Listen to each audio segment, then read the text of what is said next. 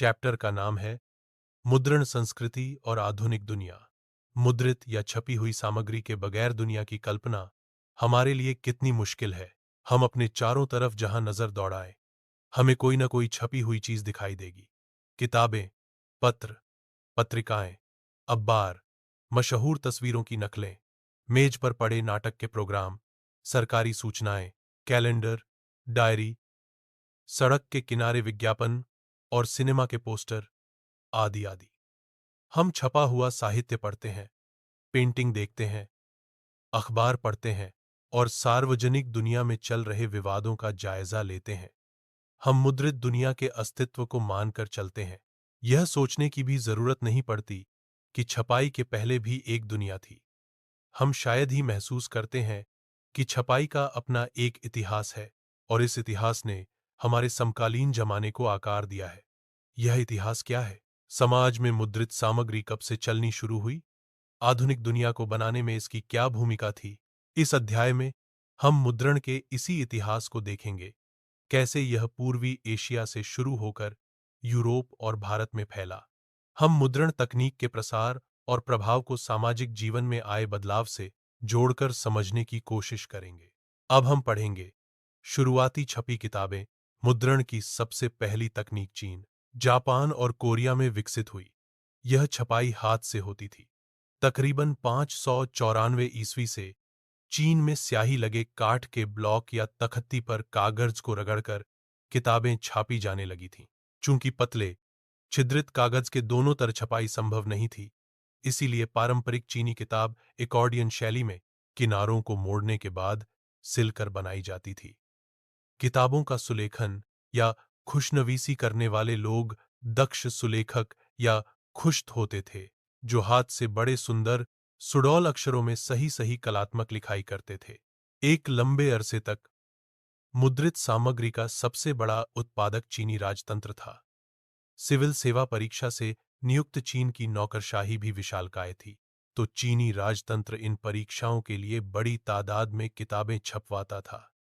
16वीं सदी में परीक्षा देने वालों की तादाद बढ़ी, लिहाजा छपी किताबों की मात्रा भी उसी अनुपात में बढ़ गई। 17वीं सदी तक आते आते चीन में शहरी संस्कृति के फलने फूलने से छपाई के इस्तेमाल में भी विविधता आई। अब मुद्रित सामग्री के उपभोक्ता सिर्फ विद्वान और अधिकारी नहीं रहे।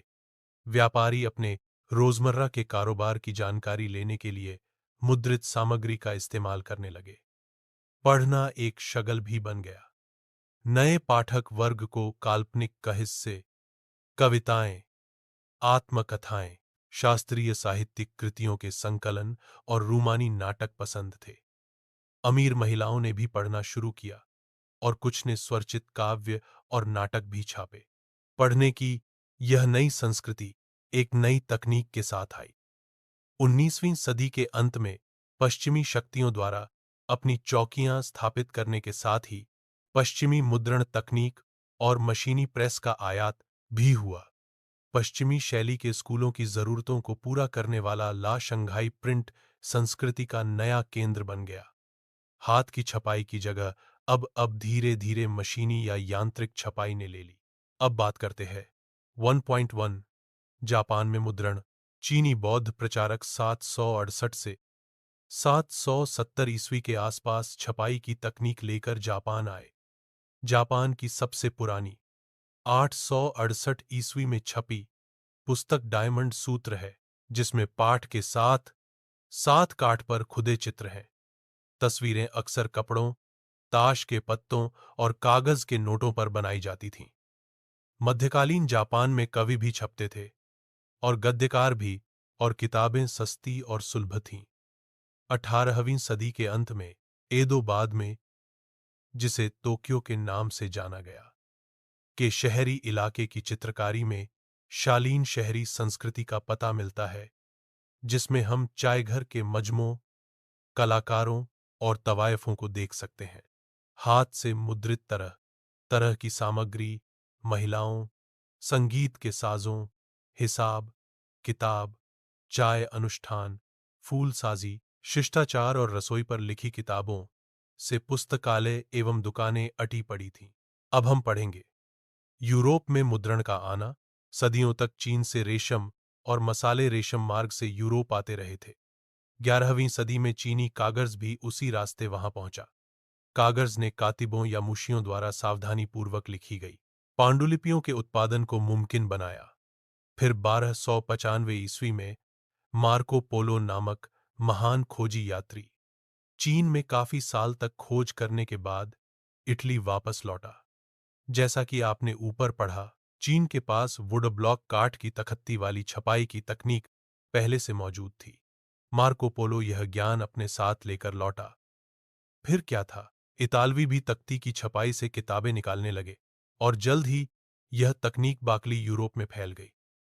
मुद्रित किताबों को सस्ती, अश्लील मानने वाले कुलीन वर्गों और भिक्षु संघों के लिए छपी किताबों के विलासी संस्करण अभी भी बेशकीमती वेलम वेलम या चर्म पत्र पर ही छपते थे। व्यापारी और विश्वविद्यालय के विद्यार्थी सस्ती मुद्रित किताबें खरीदते थे। किताबों की मांग बढ़ने के साथ साथ यूरोप भर के पुस्तक विक्रेता विभिन्न देशों में निर्यात करने लगे। अलग अलग जगहों पर पुस्तक मेले लगने लगे। बढ़ती मांग की आपूर्ति के लिए हस्तलिखित पांडुलिपियों के उत्पादन के भी नए तरीके सोचे गए। अब सिर्फ अमीर लोगों के यहाँ सुलेखक या कातिब नहीं पाए जाते थे, बल्कि पुस्तक विक्रेता भी अब उन्हें रोजगार देने लगे। आम तौर पर एक विक्रेता के यहाँ 50 कातिब काम करते थे, लेकिन किताबों की अबाध बढ़ती मांग हस्तलिखित पांडुलिपियों से पूरी नहीं होने वाली थी।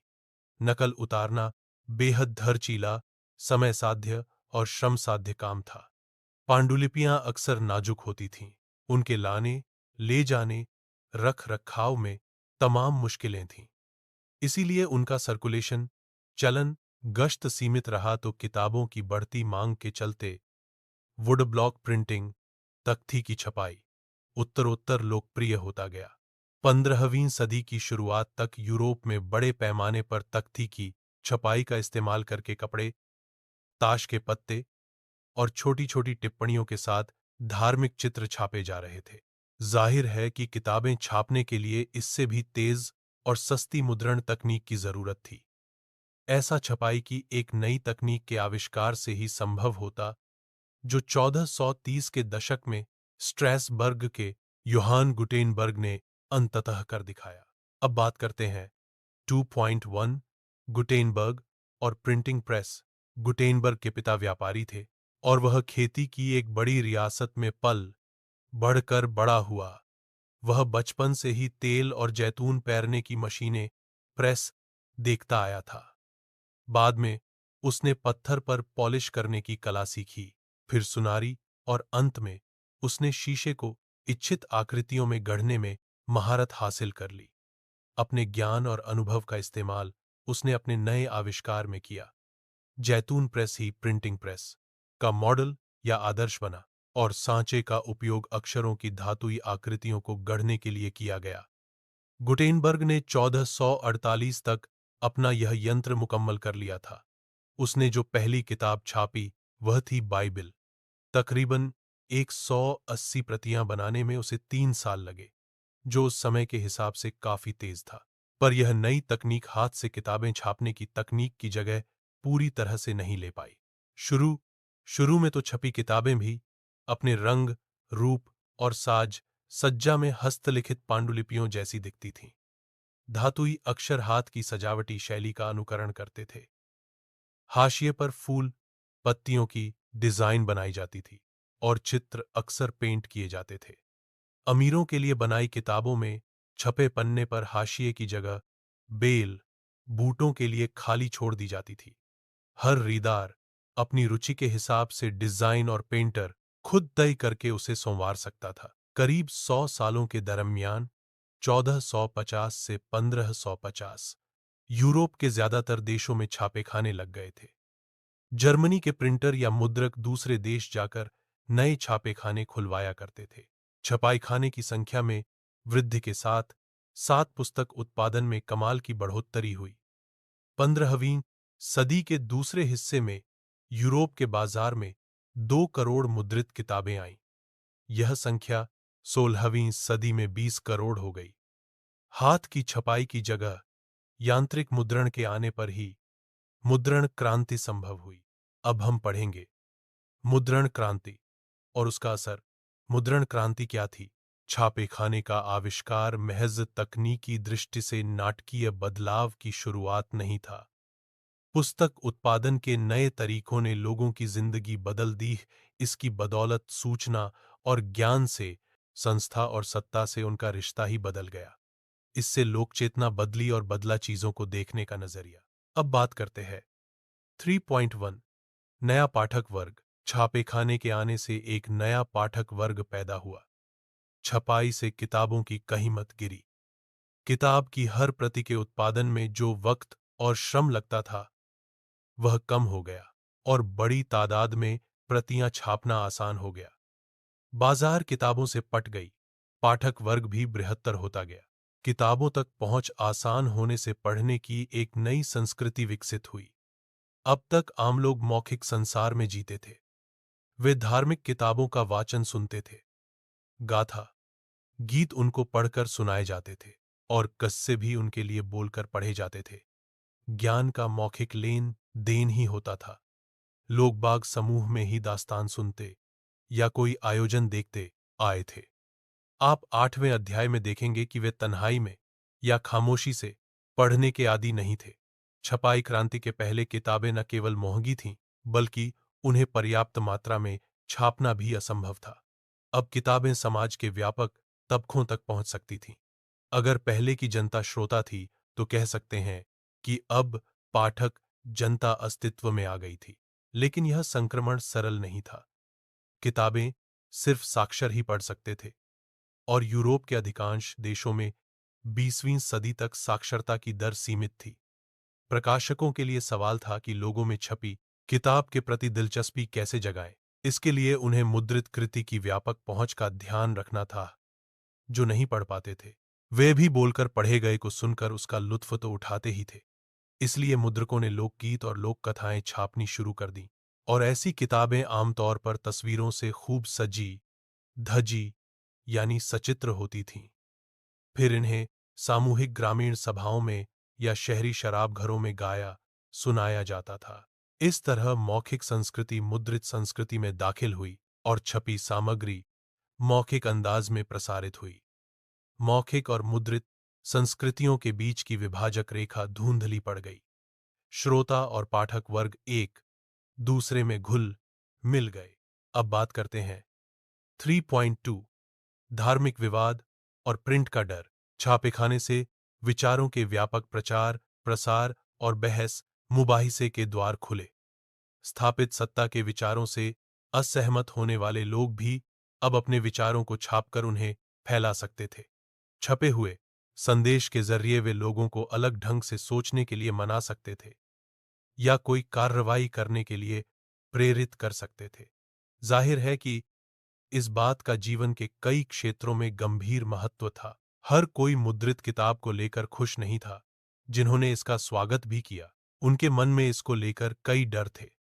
कई लोगों को छपी किताब के व्यापक प्रसार और छपे शब्द की सुगमता को लेकर यह आशंका थी कि न जाने इसका आम लोगों के जहन पर क्या असर हो। भय था कि अगर छपे हुए और पढ़े जा रहे पर कोई नियंत्रण न होगा तो लोगों में बागी और अधार्मिक विचार पनपने लगेंगे। अगर ऐसा हुआ तो मूल्यवान साहित्य की सत्ता ही नष्ट हो जाएगी। धर्मगुरुओं और सम्राटों तथा कई लेखकों एवं कलाकारों द्वारा व्यक्त की गई यह चिंता नव मुद्रित और नव प्रसारित साहित्य की व्यापक आलोचना का आधार बनी। आइए देखें कि जीवन के एक क्षेत्र धर्म में इसका क्या असर हुआ। धर्म सुधारक मार्टिन लूथर ने रोमन कैथोलिक चर्च की कुरीतियों की आलोचना करते हुए अपनी 95 स्थापनाएं लिखीं। इसकी एक छपी प्रति विटेनबर्ग के गिरजाघर के दरवाजे पर टांगी गई। इसमें लूथर ने चर्च को शास्त्रार्थ के लिए चुनौती दी थी। जल्द ही लूथर के लेख बड़ी तादाद में छापे और पढ़े जाने लगे। इसके नतीजे में चर्च में विभाजन हो गया और प्रोटेस्टेंट धर्म सुधार की शुरुआत हुई। कुछ ही हफ्तों में न्यू टेस्टामेंट के लूथर के तर्जुमे या अनुवाद की 5000 प्रतियां बिक गईं और 3 महीने के अंदर दूसरा संस्करण निकालना पड़ा।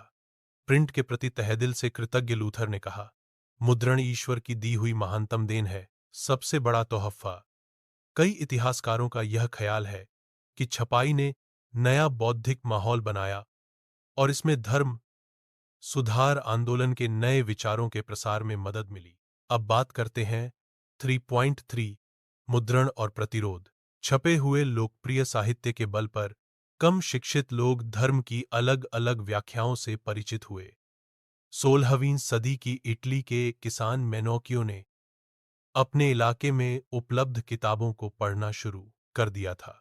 उन किताबों के आधार पर उसने बाइबल के नए अर्थ लगाने शुरू कर दिए और उसने ईश्वर और सृष्टि के बारे में ऐसे विचार बनाए कि रोमन कैथोलिक चर्च उससे क्रुद्ध हो गया।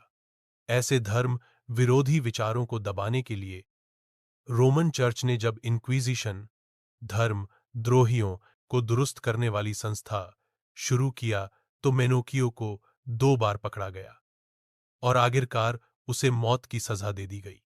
धर्म के पास ऐसे पाठ और उस पर उठाए जा रहे सवालों से परेशान रोमन चर्च ने प्रकाशकों और पुस्तक विक्रेताओं पर कई तरह की पाबंदियां लगाईं और 1558 ईस्वी से प्रतिबंधित किताबों की सूची रखने लगे। अब हम पढ़ेंगे। पढ़ने का जुनून। पूरे 17वीं और 18वीं सदी के दौरान यूरोप के ज्यादातर हिस्सों में साक्षरता बढ़ती रही। अलग अलग संप्रदाय के चर्चों ने गांवों में स्कूल स्थापित किए और किसानों कारीगरों को शिक्षित करने लगे। 18वीं सदी के अंत तक यूरोप के कुछ हिस्सों में तो साक्षरता दर 60 से 80% तक हो गई थी। यूरोपीय देशों में साक्षरता और स्कूलों के प्रसार के साथ लोगों में पढ़ने का जैसे जुनून पैदा हो गया। लोगों को किताबें चाहिए थीं, इसीलिए मुद्रक ज्यादा से ज्यादा किताबें छापने लगे। नए पाठकों की रुचि का ध्यान रखते हुए किस्म किस्म का साहित्य छपने लगा। पुस्तक विक्रेताओं ने गांव गांव जाकर छोटी छोटी किताबें बेचने वाले फेरी वालों को काम पर लगाया। ये किताबें मुख्यतः पंचांग के अलावा लोक गाथाएं और लोकगीतों की हुआ करती थीं। लेकिन जल्द ही मनोरंजन प्रधान सामग्री भी आम पाठकों तक पहुंचने लगी। इंग्लैंड में पेनी चैप बुक्स या 1 पैसिया किताबें बेचने वालों को चैपमैन कहा जाता था। इन किताबों को गरीब तबके भी खरीद कर पढ़ सकते थे। फ्रांस में बिब्लियोथीक ब्लू का चलन था, जो सस्ते कागज पर छपी और नीली जिल्द में बंधी छोटी किताबें हुआ करती थीं। इसके अलावा 4-5 पन्ने की प्रेम कहानियां थीं और अतीत की थोड़ी गाथाएं थीं, जिन्हें इतिहास कहते थे।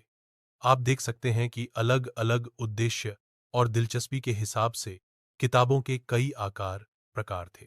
18वीं सदी के आरंभ से पत्रिकाओं का प्रकाशन शुरू हुआ, जिनमें समसामयिक घटनाओं की बर के साथ मनोरंजन भी परोसा जाने लगा। अखबार और पत्रों में युद्ध और व्यापार से जुड़ी जानकारी के अलावा की बरें होती थीं। दूर देशों, उसी तरह वैज्ञानिक और दार्शनिक भी आम जनता की पहुंच के बाहर नहीं रहे। प्राचीन व मध्यकालीन ग्रंथ संकलित किए गए और नक्शों के साथ साथ वैज्ञानिक खाके भी बड़ी मात्रा में छापे गए। जब आइजक न्यूटन जैसे वैज्ञानिकों ने अपने आविष्कार प्रकाशित करने शुरू किए, तो उनके लिए विज्ञान बोध में पगा एक बड़ा पाठक वर्ग तैयार हो चुका था। टॉमस पेन, वॉल्टेयर और जहां जाक रूसो जैसे दार्शनिकों की किताबें भी भारी मात्रा में छपने और पढ़ी जाने लगीं। जाहिर है कि विज्ञान, तर्क और विवेकवाद के उनके विचार लोकप्रिय साहित्य में भी जगह पाने लगे। अब बात करते हैं 4.1 दुनिया के झालिमों, अब हिलोगे तुम। 18वीं सदी के मध्य तक यह आम विश्वास बन चुका था कि किताबों के जरिए प्रगति और ज्ञानोदय होता है। कई सारे लोगों का मानना था कि किताबें दुनिया बदल सकती हैं, कि वे निरंकुशवाद और आतंकी राज्यसत्ता से समाज को मुक्ति दिलाकर ऐसा दौर लाएंगी जब विवेक और बुद्धि का राज होगा। 18वीं सदी में फ्रांस के एक उपन्यासकार लुई सेबेस्तियन मर्सिये ने घोषणा की, छापाखाना प्रगति का सबसे ताकतवर औजार है। इससे बन रही जनमत की आंधी में निरंकुशवाद उड़ जाएगा। मर्सिये के उपन्यासों में नायक अक्सर किताबें पढ़ने से बदल जाते हैं। वे किताबें घोंटते हैं, किताबों की दुनिया में जीते हैं और इसी क्रम में ज्ञान प्राप्त कर लेते हैं। ज्ञानोदय को लाने और निरंकुशवाद के आधार को नष्ट करने में छापेखाने की भूमिका के बारे में आश्वस्त मर्सिए ने कहा, हे निरंकुशवादी शासकों, अब तुम्हारे कांपने का वक्त आ गया है। आभासी लेखक की कलम के जोर के आगे तुम हिल उठोगे। अब बात करते हैं 4.2 मुद्रण संस्कृति और फ्रांसीसी क्रांति। कई इतिहासकारों का मानना है कि मुद्रण संस्कृति ने फ्रांसीसी क्रांति के लिए अनुकूल परिस्थितियां रचीं। क्या हम दोनों में ऐसा संबंध बना सकते हैं? मूलतः 3 तरह के तर्क देखने लायक हैं। पहला, छपाई के चलते ज्ञानोदय के चिंतकों के विचारों का प्रसार हुआ। उनके लेखन ने कुल मिलाकर परंपरा, अंधविश्वास और निरंकुशवाद की आलोचना पेश की। उन्होंने रीति रिवाजों की जगह विवेक के शासन पर बल दिया और मांग की कि हर चीज को तर्क और विवेक की कसौटी पर ही कसा जाए। उन्होंने चर्च की धार्मिक और राज्य की निरंकुश सत्ता पर प्रहार करके परंपरा पर आधारित सामाजिक व्यवस्था को दुर्बल कर दिया। वॉल्टेयर और रूसो के लेखन का व्यापक पाठक वर्ग था और उनके पाठक एक नए, आलोचनात्मक, सवालिया और तार्किक नजरिए से दुनिया को देखने लगे थे। दूसरा, छपाई ने वाद, विवाद, संवाद की नई संस्कृति को जन्म दिया।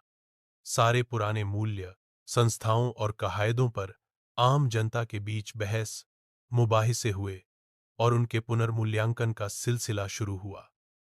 तर्क की ताकत से परिचित यह नई पब्लिक धर्म और आस्था को प्रश्नांकित करने का मोल समझ चुकी थी।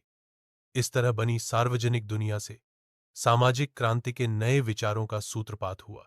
तीसरा, 1780 के दशक तक राजशाही और उसकी नैतिकता का मजाक उड़ाने वाले साहित्य का ढेर लग चुका था। इस प्रक्रिया में सामाजिक व्यवस्था को लेकर तमाम सवाल खड़े किए गए। कार्टूनों और कैरिकेचरों, व्यंग्य चित्रों में यह भाव उभरता था कि जनता तो मुश्किलों में फंसी है, जबकि राजशाही भोग विलास में डूबी हुई है। भूमिगत घूमने वाले इस साहित्य ने लोगों को राजतंत्र के खिलाफ भड़काया। हम इन तर्कों को कैसे समझें? इसमें तो कोई शक नहीं कि छपाई ने विचारों को फैलाने में मदद की, लेकिन याद रहे कि लोग बाग हर तरह की सामग्री पढ़ते थे। एक तरफ वे अगर रूसो और वॉल्टेयर पढ़ रहे थे, तो दूसरी तरफ चर्च और राज्य का प्रोपगैंडा या प्रचार भी। वे हर पढ़ी या देखी चीज से तो सीधे प्रभावित नहीं हो सकते थे। वे कुछ विचारों को स्वीकारते थे तो कुछ को नकारते भी थे, फिर चीजों की अपने ढंग से व्याख्या भी करते थे। इस तरह मुद्रण ने उनके मानस को सीधे तौर पर भले नहीं रचा हो, पर इसने अलग ढंग से सोचने की संभावनाएं जरूर खोली। अब हम पढ़ेंगे 19वीं सदी। 19वीं सदी में यूरोप ने जन साक्षरता की दिशा में लंबी लंबी छलांगें लगाईं, जिसके बूते महिलाओं और बच्चों के रूप में बड़ी मात्रा में नया पाठक वर्ग तैयार हुआ। तो अब बात करते हैं 5.1 बच्चे, महिलाएं और मजदूर।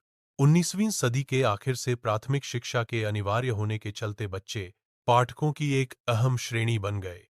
प्रकाशन उद्योग के लिए पाठ्य पुस्तकों का उत्पादन महत्वपूर्ण हो गया। फ्रांस में 1857 में सिर्फ बाल पुस्तकें छापने के लिए एक प्रेस या मुद्रणालय स्थापित किया गया। इस प्रेस में पुरानी और नई दोनों तरह की परी कथाओं और लोक कथाओं का प्रकाशन किया गया। जर्मनी के ग्रिम बंधुओं ने बरसों लगाकर किसानों के बीच से लोक कथाएं जमा की। उनके द्वारा एकत्रित सामग्री का संपादन हुआ, फिर कहानियों को अंततः 1812 के एक संकलन में छापा गया। बच्चों के लिए अनुपयुक्त सामग्री या जो चीजें कुलीन वर्गों को अश्लील लगती थीं, उन्हें प्रकाशित संस्करण में शामिल नहीं किया जाता था। इस तरह पुरानी ग्रामीण लोक कथाओं को नया रूप मिला। छपने से वे दर्ज तो हुईं, पर इस प्रक्रिया में बदल भी गईं। महिलाएं पाठिका और लेखिका की भूमिका में ज्यादा अहम हो गईं। पेनी मैगजीन्स या एक पैसिया पत्रिकाएं देखें। चित्र 12 खास तौर पर उन्हीं के लिए होती थीं, वैसे ही जैसे कि सही चाल चलन और गृहस्थी सिखाने वाली निर्देशिकाएं। 19वीं सदी में जब उपन्यास छपने लगे तो महिलाएं उनका अहम पाठक मानी गईं। मशहूर उपन्यासकारों में लेखिकाएं अग्रणी थीं, जेन ऑस्टिन, ब्रॉन्ट बहनें, जॉर्ज इलियट आदि। उनके लेखन से नई नारी की परिभाषा उभरी, जिसका व्यक्तित्व सुदृढ़ था, जिसमें गहरी सूझ बूझ थी और जिसका अपना दिमाग था, अपनी इच्छा शक्ति थी। 17वीं सदी से ही किराए पर किताब देने वाले पुस्तकालय अस्तित्व में आ गए थे। 19वीं सदी के इंग्लैंड में ऐसे पुस्तकालयों का उपयोग सफेद कॉलर मजदूरों, दस्तकारों और निम्न वर्गीय लोगों को शिक्षित करने के लिए किया गया। काम के दिन के छोटे होने के बाद मजदूरों को अपने सुधार और आत्म अभिव्यक्ति के लिए थोड़ा वक्त मिलने लगा। उन्होंने बड़ी संख्या में राजनीतिक पर्चे और आत्मकथाएं लिखी। अब बात करते हैं 5.2 नए तकनीकी परिष्कार। 18वीं सदी के अंत तक प्रेस धातु से बनने लगे थे। पूरी 19वीं सदी के दौरान छापे खाने की तकनीक में लगातार सुधार हुए। 19वीं सदी के मध्य तक न्यूयॉर्क के रिचर्ड एम बॉटहो ने शक्ति चालित बेलनाकार प्रेस को कारगर बना लिया था। इससे प्रति घंटे 8,000 शीट या ताव छप सकते थे। सदी के अंत तक ऑफसेट प्रेस आ गया था, जिससे एक साथ 6 रंग की छपाई मुमकिन थी। 20वीं सदी के शुरू से ही बिजली से चलने वाले प्रेस के बल पर छपाई का काम बड़ी तेजी से होने लगे। एक, दो और चीजें हुईं। कागज डालने की विधि में सुधार हुआ, प्लेट की गुणवत्ता बेहतर हुई, स्वचालित पेपर, रील और रंगों के लिए फोटो विद्युतीय नियंत्रण भी काम में आने लगे। इस तरह कई छोटी-छोटी मशीनी इकाइयों में कुल सुधार की बदौलत छपे हुए पन्ने का रंग रूप ही बदल गया। मुद्रकों और प्रकाशकों ने अपने उत्पाद बेचने के नए गुर अपनाए। 19वीं सदी की पत्रिकाओं ने उपन्यासों को धारावाहिक छापा, जिससे उपन्यास लिखने की एक खास शैली विकसित हुई। इंग्लैंड में 1920 के दशक में लोकप्रिय किताबें एक सस्ती श्रृंखला, शिलिंग श्रृंखला, के तहत छापी गईं। किताबों की जिल्द का आवरण या डस्ट कवर भी 20वीं सदी की तकनीकी नवीयत है।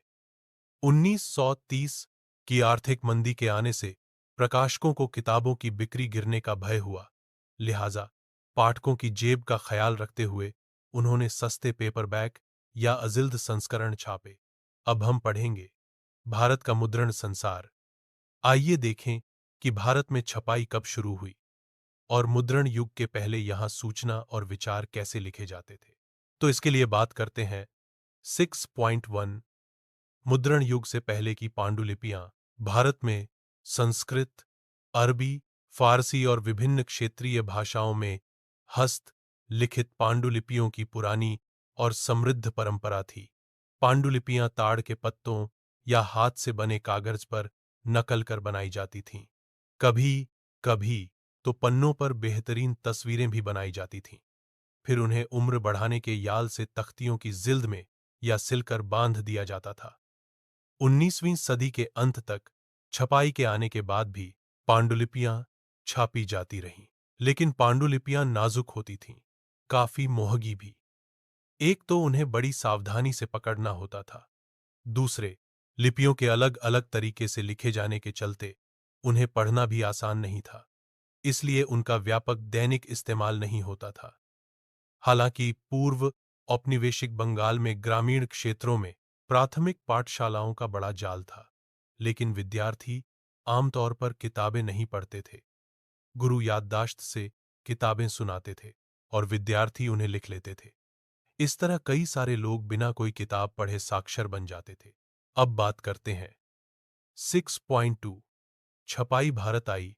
प्रिंटिंग प्रेस पहल 16वीं सदी में भारत के गोवा में पुर्तगाली धर्म प्रचारकों के साथ आया। जेसुइट पुजारियों ने कोंकणी सीखी और कई सारी पुस्तिकाएं छापीं। 1674 ईस्वी तक कोंकणी और कन्नड़ भाषाओं में लगभग 50 किताबें छप चुकी थीं। कैथोलिक पुजारियों ने 1579 में कोचीन में पहली तमिल किताब छापी और 1713 में पहली मलयालम किताब छापने वाले भी वही थे।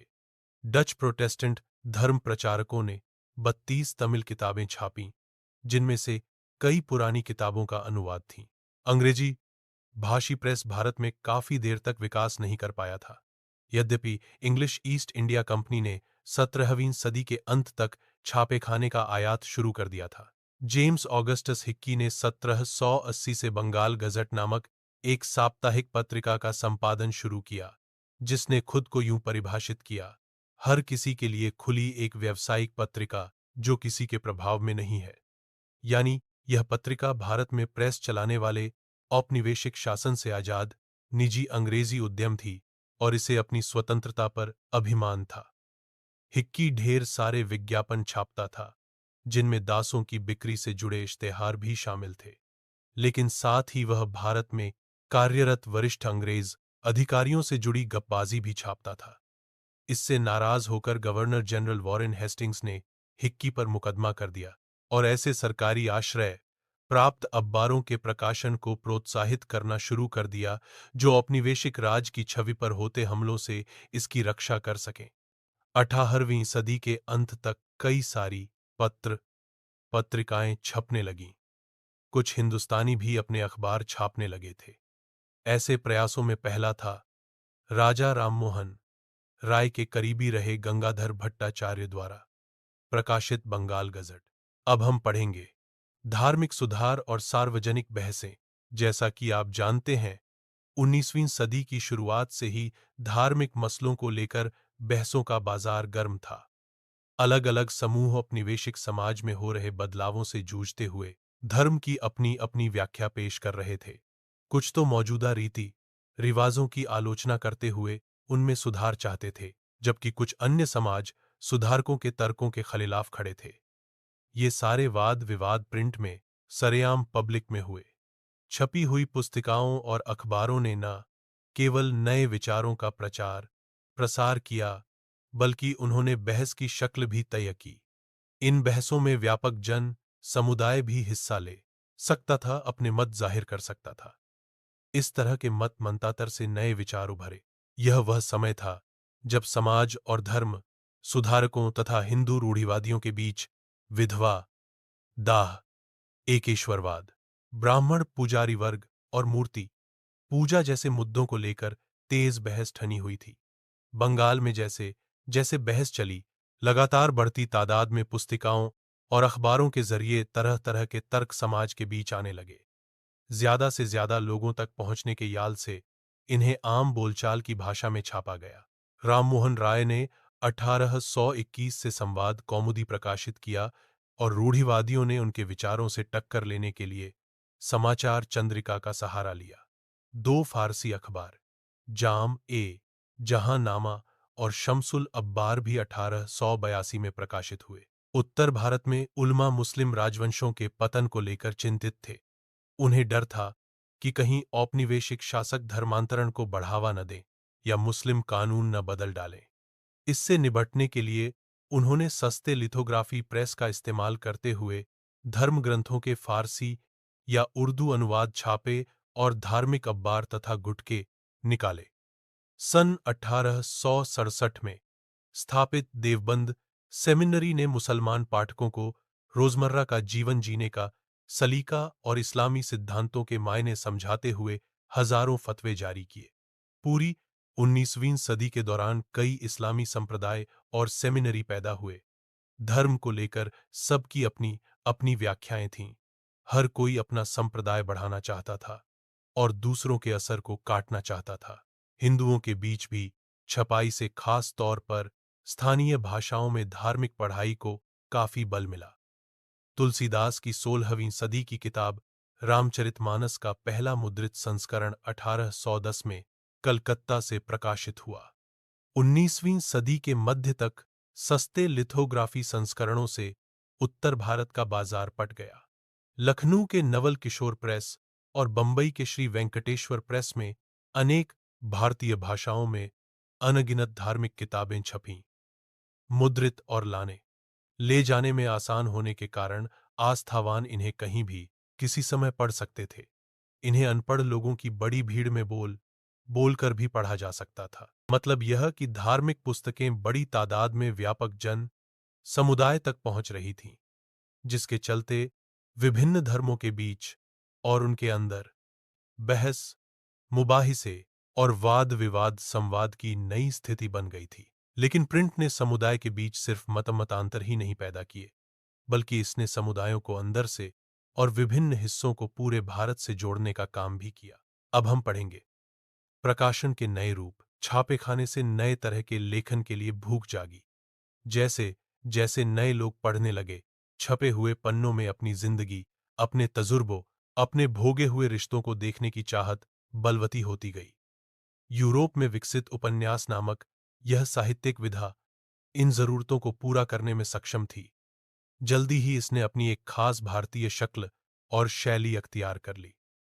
अपने पाठकों को इसने अनुभव का नया संसार और मानव जीवन की विविधता का बोध प्रदान किया। दूसरी तरह की साहित्यिक विधाएं, जैसे गीत, कहानियां, सामाजिक, राजनीतिक मसलों पर लेख, ये सब पाठकों की दुनिया का हिस्सा बन गए। अपने अलग अलग तेवरों में इन्होंने इंसानी जिंदगी और अंतरंग भावनाओं और उन सामाजिक राजनीतिक नियमों पर बल दिया जिनसे इनका स्वरूप तय होता था। 19वीं सदी के अंत तक एक नई तरह की दृश्य संस्कृति भी आकार ले रही थी। छापेखानों की बढ़ती तादाद के साथ छवियों की कई नकलें या प्रतियां अब बड़ी आसानी से बनाई जा सकती थीं। राजा रवि वर्मा जैसे चित्रकारों ने आम खपत के लिए तस्वीरें बनाई।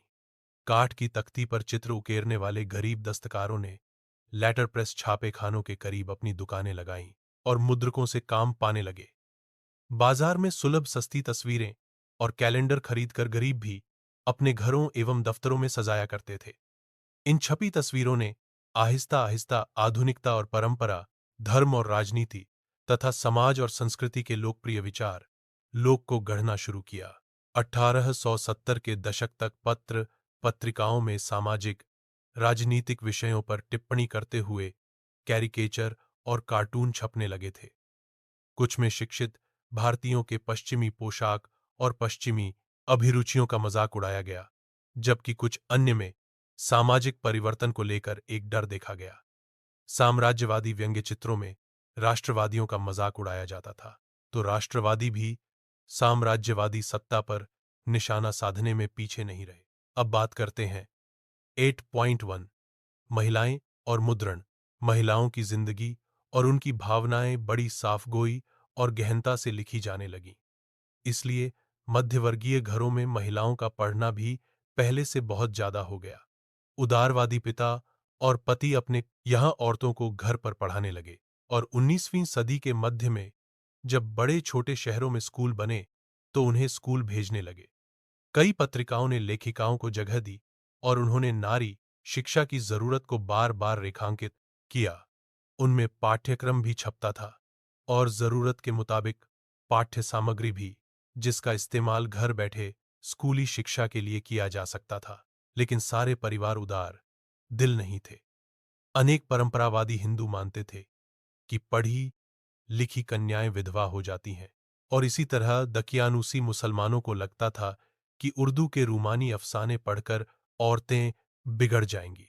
कभी कभार बागी औरतों ने इन प्रतिबंधों को अस्वीकार भी किया। हमें उत्तर भारत के दकियानूसी मुसलमान परिवार की एक ऐसी लड़की की कहानी पता है जिसने गुपचुप ढंग से न सिर्फ पढ़ना सीखा बल्कि लिखा भी।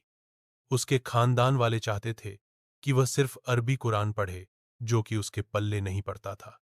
लिहाजा उसने वह ज़बान पढ़ने की जिद की जो उसकी अपनी थी। पूर्वी बंगाल में 19वीं सदी के प्रारंभ में कट्टर रूढ़िवादी परिवार में ब्याही कन्या रससुंदरी देवी ने रसोई में छिप छिप कर पढ़ना सीखा। बाद में चलकर उन्होंने आमार जीवन नामक आत्मकथा लिखी, जो 1876 में प्रकाशित हुई। यह बंगाली भाषा में प्रकाशित पहली संपूर्ण आत्म कहानी थी। चूंकि सामाजिक सुधारों और उपन्यासों ने पहले ही नारी जीवन और भावनाओं में दिलचस्पी पैदा कर दी थी, इसलिए महिलाओं द्वारा लिखी जा रही आप बीती के प्रति कुतूहल तो था ही। कैलाशबाशिनी देवी जैसी महिलाओं ने 1860 के दशक से महिलाओं के अनुभवों पर लिखना शुरू किया। कैसे वे घरों में बंदी और अनपढ़ बनाकर रखी जाती हैं, कैसे वे घर भर के काम का बोझ उठाती हैं और जिनकी सेवा वे करती हैं वही उन्हें कैसे दुत्कारते हैं। आज जो महाराष्ट्र है, वहां 1880 के दशक में ताराबाई शिंदे और पंडिता रमाबाई ने उच्च जाति की नारियों की दयनीय हालत के बारे में जोश और रोष से लिखा। सामाजिक बंधनों में बंधी औरत के लिए पढ़ने के क्या मायने हैं, इस पर एक तमिल उपन्यास में एक औरत ने लिखा, बहुतेरे कारणों से मेरी दुनिया छोटी है। मेरे जीवन की आधी से ज्यादा खुशियां किताबें पढ़ने से आई हैं। उर्दू, तमिल, बंगाली और मराठी प्रिंट संस्कृति पहले विकसित हो गई थी, पर गंभीर हिंदी छपाई की शुरुआत 1870 के दशक से ही हुई। जल्द ही इसका एक बड़ा हिस्सा नारी शिक्षण को समर्पित हुआ। 20वीं सदी के आरंभ में महिलाओं के लिए मुद्रित और कभी कभी उनके द्वारा संपादित पत्रिकाएं लोकप्रिय हो गईं। इनमें औरतों की तालीम, विधवा जीवन, विधवा विवाह और राष्ट्रीय आंदोलन जैसे मसलों पर लेखनी चलाई गई। कुछ पत्रिकाओं ने महिलाओं को गृहस्थी चलाने और फैशन के नुस्खे बताने के साथ साथ कहानियों और धारावाहिक उपन्यासों के जरिए मनोरंजन परोसा। पंजाब में भी 20वीं सदी के आरंभ से ही लोकप्रिय लोक साहित्य बड़े पैमाने पर छापा गया। राम चड्ढा ने औरतों को आज्ञाकारी बीवियां बनने की सीख देने के उद्देश्य से अपनी बेस्ट सेलिंग कृति स्त्री धर्म विचार लिखी। खालसा ट्रैक्ट सोसाइटी, खालसा पुस्तिका सभा ने इसी तरह के संदेश देते हुए सस्ती पुस्तिकाएं छापीं। अच्छी औरत बनने के उपदेश को कई बार संवाद के रूप में पेश किया गया। बंगाल में केंद्रीय कलकत्ता का एक पूरा इलाका बटाला लोकप्रिय किताबों के प्रकाशन को समर्पित हो गया। यहाँ पर आप धार्मिक गुटकों और ग्रंथों के सस्ते संस्करण तो खरीद ही सकते थे।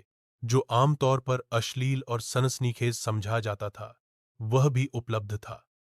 19वीं सदी के अंत तक ऐसी बहुत सारी किताबों पर काठ की तख्ती और लिथोग्राफी रंगों की मदद से प्रचुर मात्रा में तस्वीरें उकेरी जा रही थीं। फेरी वाले बटाला के प्रकाशन लेकर घर घर घूमते थे, जिससे महिलाओं को फुर्सत के वक्त मनपसंद किताबें पढ़ने में सहूलियत हो गई। अब बात करते हैं 8.2 प्रिंट और गरीब जनता। 19वीं सदी के मद्रासी शहरों में काफी सस्ती किताबें चौक चौराहों पर बेची जा रही थीं, जिसके चलते गरीब लोग भी बाजार से उन्हें खरीदने की स्थिति में आ गए थे। 20वीं सदी के आरंभ से सार्वजनिक पुस्तकालय खुलने लगे थे, जिससे किताबों की पहुंच निस्संदेह बढ़ी। ये पुस्तकालय अक्सर शहरों या कस्बों में होते थे, या यदा कदा संपन्न गांवों में भी। स्थानीय अमीरों के लिए पुस्तकालय खोलना प्रतिष्ठा की बात थी। 19वीं सदी के अंत से जाति भेद के बारे में तरह तरह की पुस्तिकाओं और निबंधों में लिखा जाने लगा था। निम्न जातीय आंदोलनों के मराठी प्रणेता ज्योतिबा फुले ने अपनी गुलामगिरी 1871 में जाति प्रथा के अत्याचारों पर लिखा। 20वीं सदी के महाराष्ट्र में भीमराव अंबेडकर और मद्रास में ईवी रामास्वामी नायकर ने, जो पेरियार के नाम से बेहतर जाने जाते हैं, जाति पर जोरदार कलम चलाई और उनके लेखन पूरे भारत में पढ़े गए। स्थानीय विरोध आंदोलनों और संप्रदायों ने भी प्राचीन धर्म ग्रंथों की आलोचना करते हुए नए और न्यायपूर्ण समाज का सपना बुनने की मुहिम में लोकप्रिय पत्र, पत्रिकाएं और गुटके छापे। कारखानों में मजदूरों से बहुत ज्यादा काम लिया जा रहा था और उन्हें अपने तजुर्बे के बारे में ढंग से लिखने की शिक्षा तक नहीं मिली थी। लेकिन कानपुर के मिल मजदूर काशी बाबा ने 1938 में छोटे और बड़े सवाल लिख और छाप कर जातीय तथा वर्गीय शोषण के बीच का रिश्ता समझाने की कोशिश की। 1935 से 1955 के बीच सुदर्शन चक्र के नाम से लिखने वाले एक और मिल मजदूर का लेखन सच्ची कविताएं नामक एक संग्रह में छापा गया। बंगलौर के सूती मिल मजदूरों ने खुद को शिक्षित करने के याल से पुस्तकालय बनाए, जिसकी प्रेरणा उन्हें बंबई के मिल मजदूरों से मिली थी। समाज सुधारकों ने इन प्रयासों को संरक्षण दिया। उनकी मूल कोशिश यह थी कि मजदूरों के बीच नशाखोरी कम हो, साक्षरता आए और उन तक राष्ट्रवाद का संदेश भी यथासंभव पहुंचे। अब हम पढ़ेंगे प्रिंट और प्रतिबंध। ईस्ट इंडिया कंपनी के तहत 1798 से पहले का औपनिवेशिक शासन सेंसरशिप या पाबंदी लगाने के बारे में ज्यादा परेशान नहीं था। मजेदार बात तो यह है कि मुद्रित सामग्री को नियंत्रित करने के इसके शुरुआती कदम कंपनी के कुप्रशासन की आलोचना करने वाले और कंपनी के हुक्मरानों के काम को कोसने वाले अंग्रेजों के खिलाफ उठे। कंपनी को इस बात की चिंता थी कि इनने सलकरामे संबलारामे साफ आलोचनाओं का लाभ उठाकर इंग्लैंड में बैठे इनके निंदक कहीं भारत पर इनके व्यापारिक एकाधिकार पर हमला न बोल दें। कलकत्ता सर्वोच्च न्यायालय ने 1820 के दशक तक प्रेस की आजादी को नियंत्रित करने वाले कुछ कानून पास किए और कंपनी ने ब्रितानी शासन का उत्सव मनाने वाले अखबारों के प्रकाशन को प्रोत्साहन देना चालू कर दिया। अंग्रेजी और देसी भाषाओं के अखबार संपादकों द्वारा गुहार और अर्जी लगाने के बाद 1835 में गवर्नर जनरल बेंटिंग प्रेस कानून की पुनर्समीक्षा करने के लिए राजी हो गया। फिर उदारवादी औपनिवेशिक अफसर टॉमस मैकॉले ने पहले की आजादियों को बहाल करते हुए नए कानून बनाए। 1857 के विद्रोह के बाद प्रेस की स्वतंत्रता के प्रति रवैया बदल गया। कुछ अंग्रेजों ने देसी प्रेस का मुंह बंद करने की मांग की।